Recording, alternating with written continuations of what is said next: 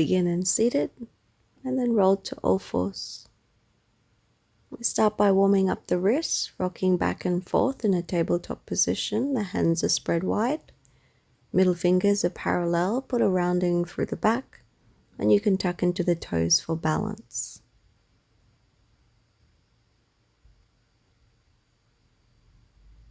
And then bring the hands off to the side and gentle sway left and right, keeping the core slightly engaged.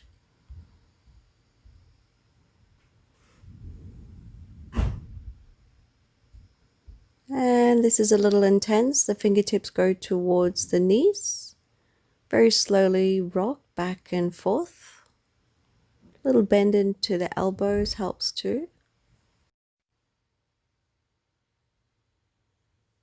And then go ahead and flip the palms of the hands up and then open and close the fists nice and quick. Protect the wrists, work the core, and then unravel. And then grab your right wrist, go round and round into both directions. Make sure you do the other side, round and round. Once again, into both directions, loosening up through that space. Reach up, arms overhead, and take a quick side body stretch.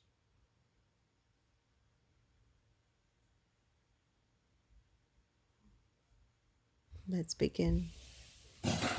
Come down to a bakasana, knees as wide as the mat, and then shift forward, chin and chest meets the floor, push up, back to that child's position again. So you're going to flow just like this, just to warm up into the wrists, work a little bit of core strength, and this action of this chaturanga movement preparing us for our arm balances. Work with the breath at each movement. The core stays on, gentle flow.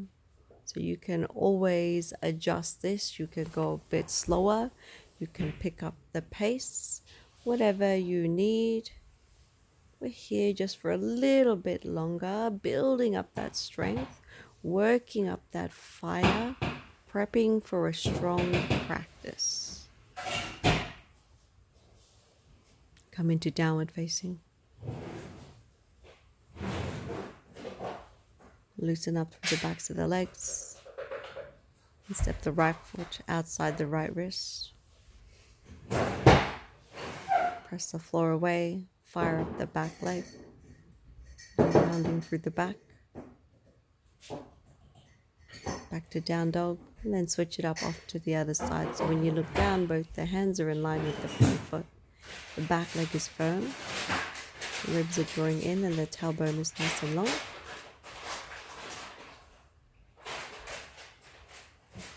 And then take it back to a downward facing dog. We're going to do that same thing again. Beautiful hip opener. Shift to down dog, other side. Keeping that core engaged and back leg super fired up. Again.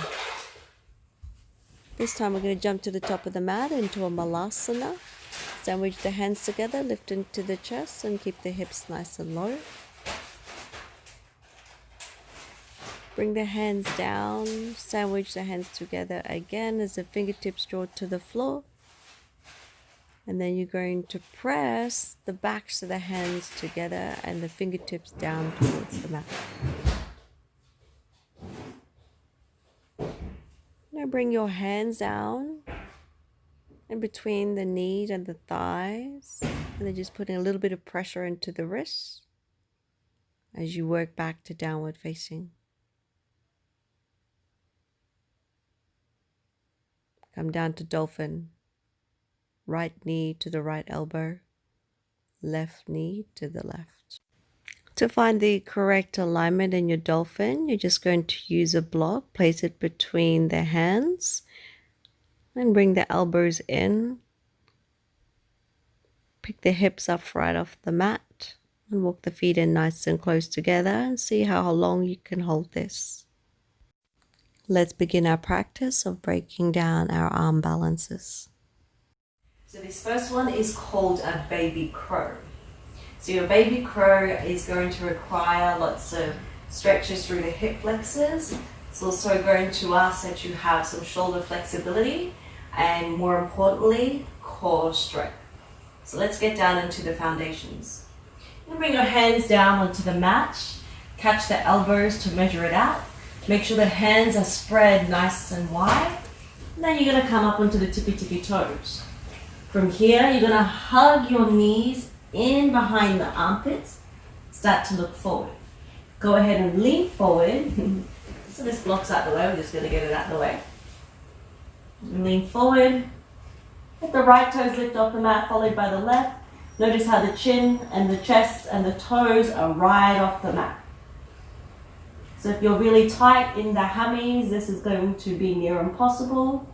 If that is you, feel free to take a block underneath the toes and then just work on holding the posture, even with a block under the third eye.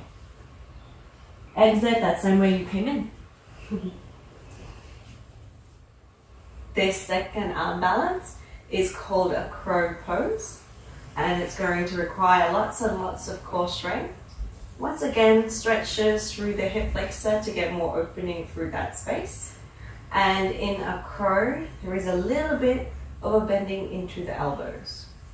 So one of the ways that I like to come into a crow is from a malasana.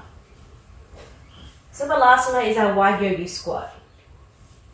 Let your heels come in. Let your toes come off to the side.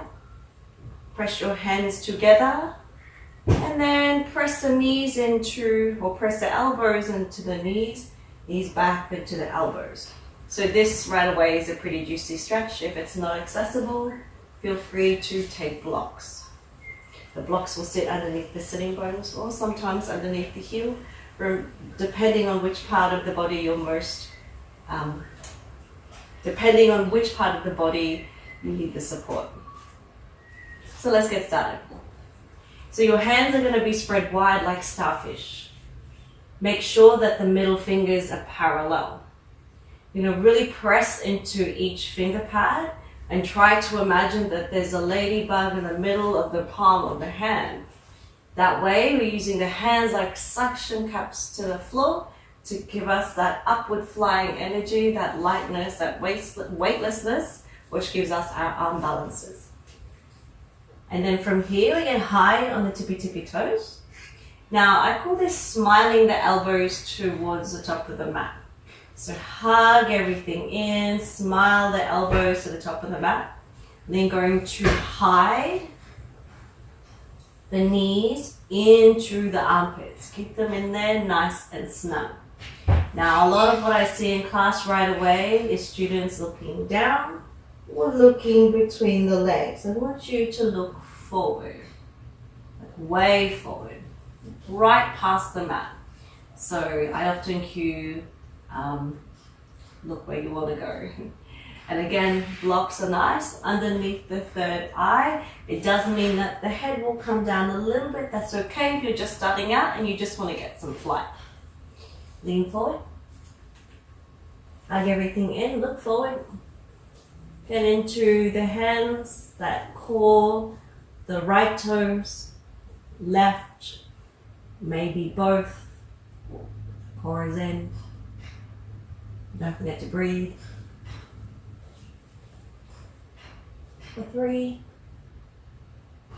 for 2, and 1. I'm just exiting the same way you came in. And then from here, we're going to take another unbalance, which requires a little more of a hip opener. So one of the things that I cue is hands flat on the mat, mainly because I see a lot of this action, which is doing a lot of damage into the wrists, not to mention the fingers. So think hands flat on the mat. This is a variation in the Firefly pose. So start to lift your hips right off the mat from your squat. Take a look between the legs. Now you're going to loop your hands behind the heels, thumbs Index framing into the heel. Notice the fingertips draw forward. Again, I see this time and time again, really hurt the wrist. Hand flat on the floor, get into that ladybug, into the palm of the hand. Do that both sides. So this is a pretty deep forward fold, so bring your head right down towards the floor. Send your hands flat on the mat. Keep the elbows 90 degrees and a little bit bent up. Look forward. Right toes off the mat. Left toes off the mat. And go ahead and hook and hold. Lots of hip opening. Lots of core. Don't forget to breathe. Exit the same way you came in. And let it go.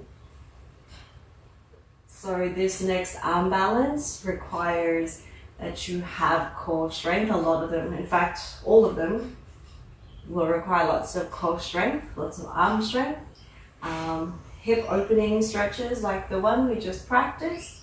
But this next one is going to require some deep stretching into the inner hips. So we're going to come into a downward facing dog. So from the downward facing dog, I'm going to send the left leg up to the sky.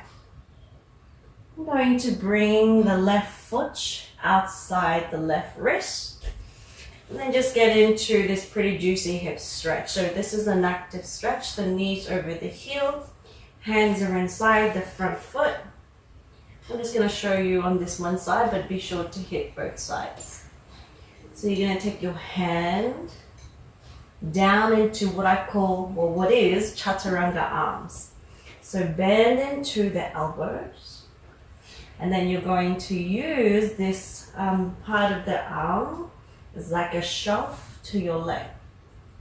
And then from here, you're going to shift the left toes, swing them to the back of the mat, and the right toes off the floor. Stay here. Little more, both legs straight. And let it go. And don't forget to warm up the wrists. And once again, I'm only going to demo on this side. Make sure you hit both to even out the body.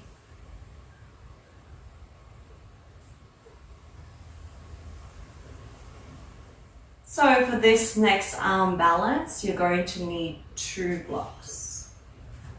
Take your blocks, and they're roughly shoulder distance apart. You can, of course, do this without the blocks, but I find using them gives me that little more height, and it's a lot easier to get into the posture. So begin in your cow face legs. Both legs forward. You're going to hug the right knee in. Send the right knee over the left, and then send the left heel beside the right hip. So this posture, once again, lots of core, lots of strength through the arms, through the shoulders, and then stretching into this right hip flexor. This is a pretty juicy twist. So when you're warming up for this posture, lots and lots of twists. If you are pregnant, skip this altogether. So to prepare, take an inhale, press the hands into the heart space. And when you breathe out, you're going to hook that left elbow outside the knee, lift up through the chest. And once again, I'll just demo on this one side for you, and just be sure to take the other side on your own. And place your hands onto the blocks. And like the foundations in our down dog, middle fingers are parallel, hands are spread wide. Get that energy lock through your suction cups. Glue them to the blocks. Now, to lift up, you're going to lift hips off the mat and come onto the toes. You're going to lean forward so that the elbows are connected to the side of the right thigh. Again, look forward, lean forward. Right toes away off the mat. followed by the left stay. And then to fly, you're going to straighten the back leg, followed by the front. Keep your chest lifted, straighten the legs. Don't forget to breathe. 3, and 2, and 1.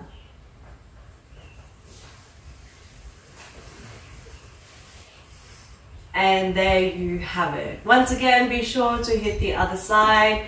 Don't forget to comment below what you like to see. And if you've had a go, let me know how you went. See you next time.